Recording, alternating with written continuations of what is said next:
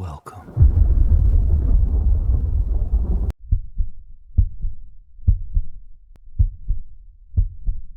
I worked the late shift at an old movie theater. So this one comes from a guy who worked as an usher at a single-screen movie theater in a small town in Ohio.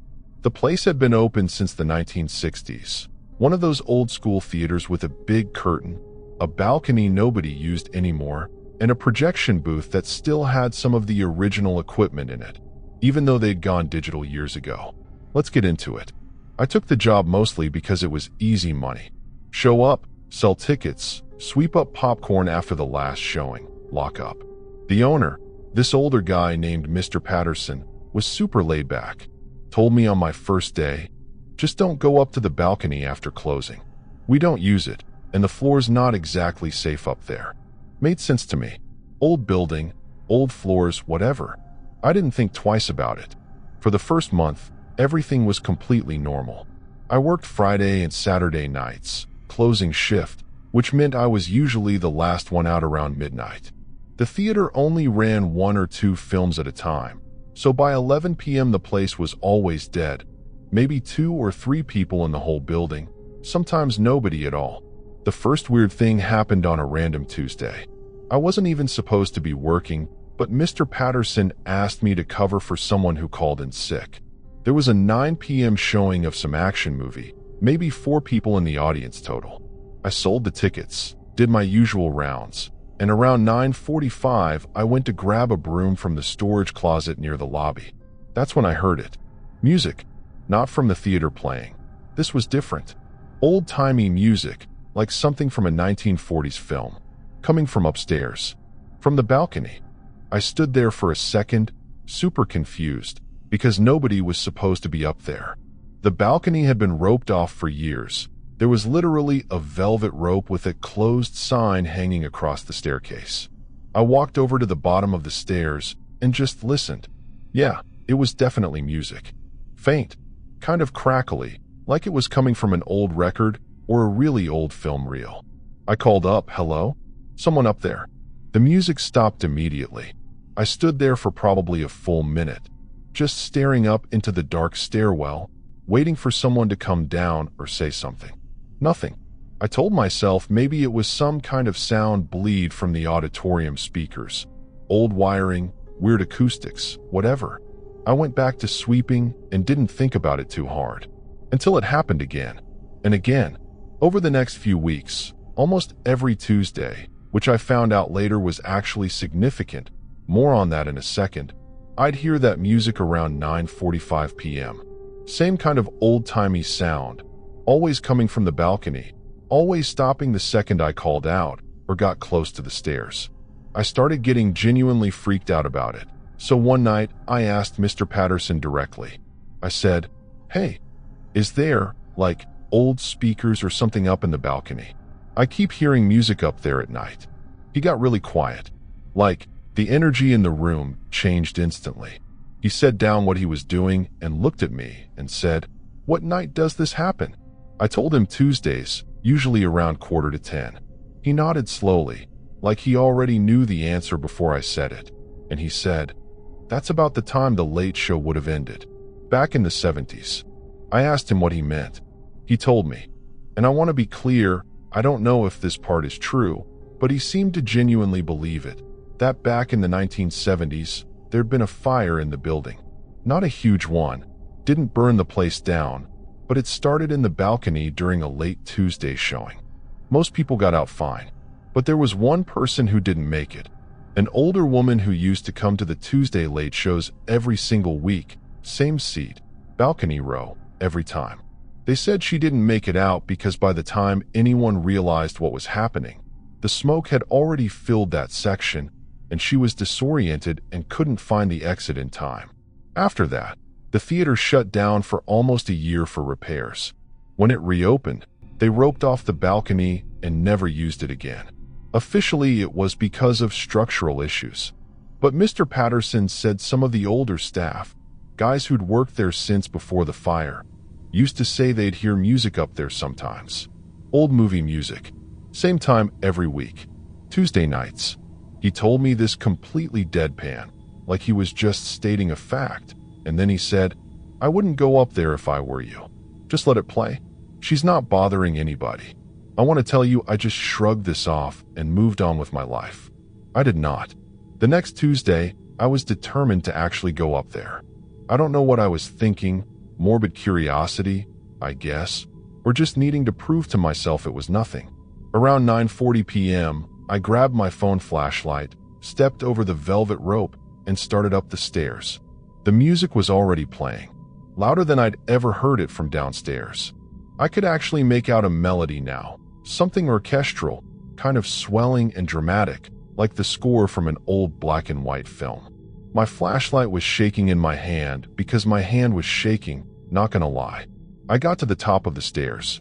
The balcony stretched out in front of me, rows and rows of old velvet seats, covered in dust, some of them torn up. The music seemed to be coming from somewhere toward the middle of the rows. I shone my light down the aisle, and one of the seats, middle of the row, third one in, was pushed down, like someone was sitting in it.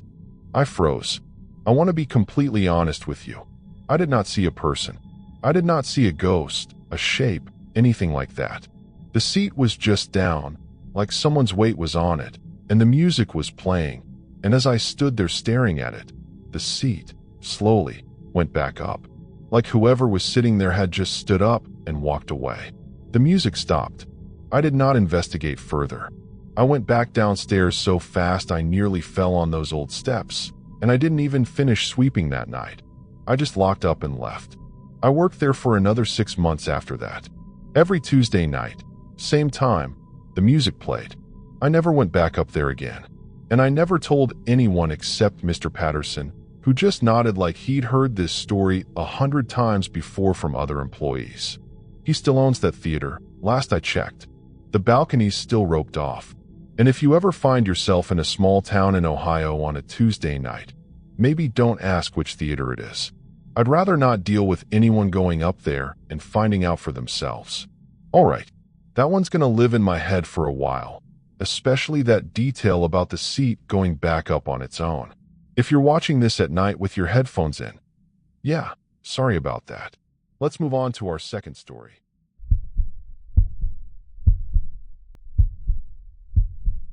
We snuck into an abandoned movie theater. This next one comes from a girl who, along with 2 friends, decided to explore an abandoned multiplex theater that had been shut down for almost a decade. You know the type, one of those big chain theaters from the early 2000s that just closed one day and never got torn down. Sat there empty, slowly falling apart, fenced off, but not exactly hard to get into if you really wanted to. Let's get into our second story. So this happened back when I was 19. Me, my friend Carlos, and my friend Jenny had this thing where we liked exploring abandoned places. Not, like, professionally or anything. Just bored teenagers with flashlights and a YouTube channel idea that never went anywhere. There was this old multiplex on the edge of town. Used to be a 12-screen theater, closed down around 2014 after a bigger one opened up closer to the highway. It just sat there, this massive empty building with a busted sign and an overgrown parking lot. We talked about going in for months. One night in October, perfect horror movie timing. I know, we finally did it. Getting in was honestly easy. There was a loading dock door in the back that didn't lock properly. We squeezed through, flashlights on, and immediately the smell hit us. Mold, stale air, that weird damp carpet smell that old abandoned buildings get. The lobby was trashed. Ceiling tiles down everywhere. The concession stand stripped of everything valuable. Old movie posters peeling off the walls for films that came out, like 15 years ago. We split up a little bit. Not far, just kind of wandering through different hallways while staying in shouting distance. Carlos went toward what used to be the arcade area. Jenny and I started checking out the individual theaters, just popping our heads into each one. Theater 1, empty, seats torn up. Theater 2, same thing. Theater 3 had this huge hole in the ceiling where you could see straight up into the building structure, with water damage everywhere. We got to Theater 7, and Jenny stopped walking. She said, "Do you hear that?" I didn't at first. We both stood still and listened, and then I heard it too. This low humming sound, almost like a projector running. Except there was no power in this building. We'd checked. None of the light switches worked. Nothing was on. The sound was coming from inside Theater 7. Now look, I want to be honest. At this point, we should have just left. Any sane person would have just left. But we were 19 and dumb and curious. So instead we slowly pushed open the door to Theater 7 and looked inside. The screen, which should have just been a blank, torn up white sheet like every other screen in the building, had a faint glow on it. Like something was being projected. Except there was no image. Just this dim, grayish light flickering very faintly across the screen, like static almost, but slower. And the humming sound was definitely coming from the projection booth above and behind us. Jenny grabbed my arm so hard it actually hurt. I remember looking at the seats, rows and rows of torn, moldy seats, and for a split second I swear I saw movement. Like someone shifting in one of the middle rows. Just a shift, like someone adjusting in their seat to get comfortable. I yelled for Carlos. My voice echoed through the whole building in this way that made everything feel 10 times worse. Carlos came running, and the second he got to the doorway and saw the screen glowing, he just said, "Nope, nope, we're out." We ran, all three of us, straight back through the lobby, out through the loading dock, into the parking lot, into Carlos's car. We didn't stop until we were like a mile down the road. Here's the part that still gets me, though. When we got back to Jenny's place to calm down, she pulled out her phone. She'd been recording random clips throughout the whole exploration, just for content, you know, B-roll type stuff. We went back through the footage to find the clip from Theater 7.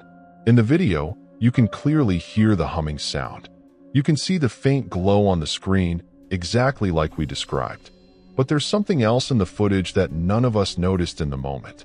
In the reflection of the glass on one of the old movie poster frames on the wall, which was directly across from the seats, you can see a shape, sitting in the third row, just sitting there, not moving in the video, but in person, we'd all seen it shift. We zoomed in. We slowed it down. It's definitely a shape, human-sized, sitting upright, facing the screen. You can't make out any features. It's too dark and too low quality, but it's there. We never went back. Carlos deleted the footage a few weeks later, said it freaked him out too much having it on his phone. Jenny moved out of state for college not long after, and I don't think she's ever set foot in an abandoned building since. The theater got demolished about 2 years after that. I remember driving past while they were tearing it down and just feeling this weird sense of relief, like something was finally, I don't know, resolved? Released? I don't really have the words for it. But I do think about Theater 7 sometimes. About that glow on the screen with no power running to the building. About that shape in the third row. And about what, or who, might have been watching one last movie, all alone, in the dark. Yeah, the reflection detail in that one, absolutely not okay. I don't care how many times I read stories like this. That kind of stuff still gets under my skin. All right, let's get into our third and final story for tonight.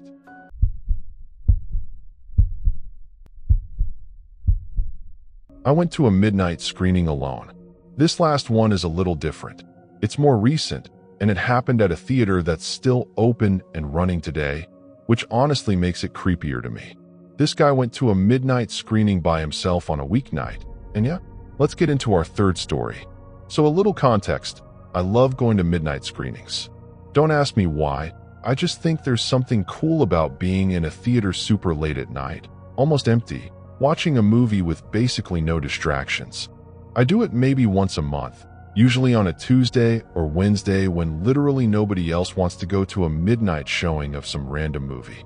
This particular night, I went to see a re-release of an older film, kind of a cult classic, the type of thing that gets a one-night-only midnight screening at one specific theater.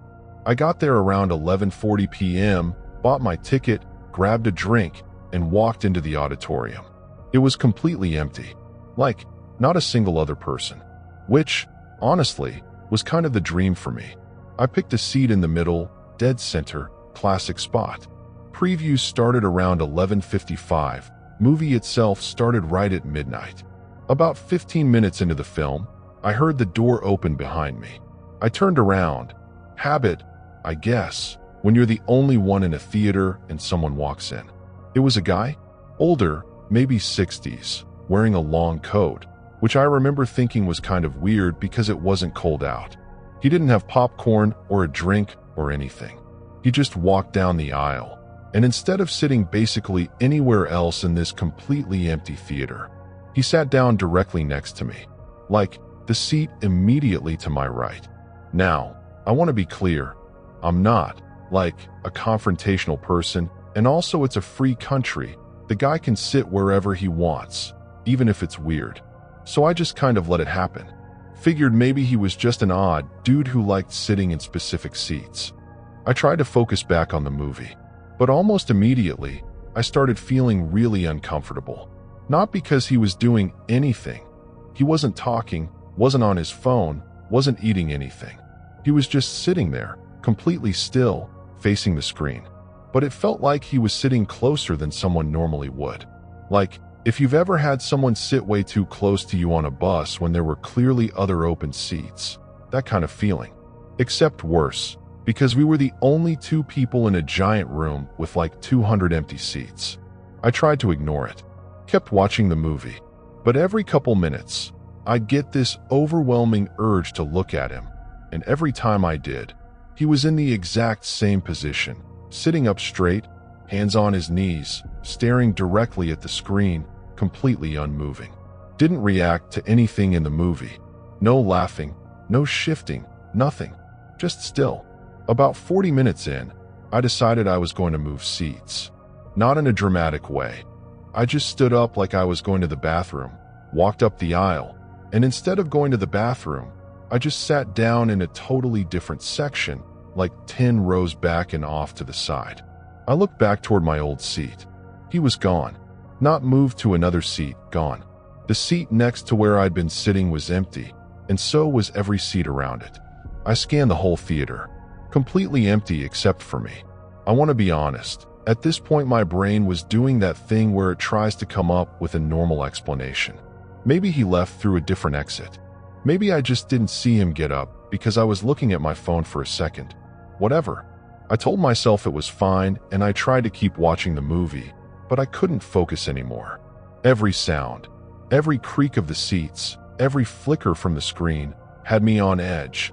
The movie ended around 1:50 a.m. I walked out into the lobby, which was also basically empty, just one employee sweeping near the concessions.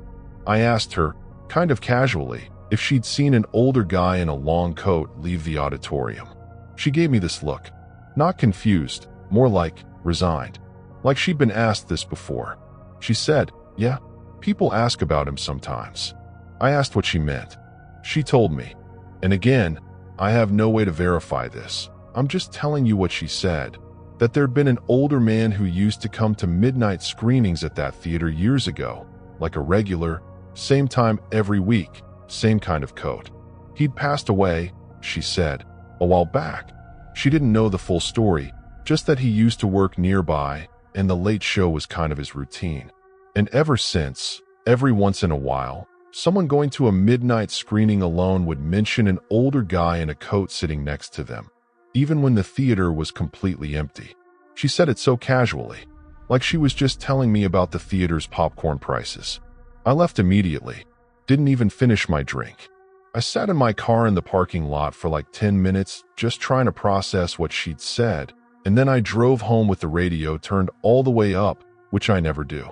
I still go to that theater sometimes. It's the closest one to my apartment, and honestly, the midnight screenings there are still really good. But I don't go alone anymore. And if I ever end up in that theater by myself and someone walks in wearing a long coat, I'm leaving. Immediately. No questions asked. Thanks for watching Nightmare Whispers.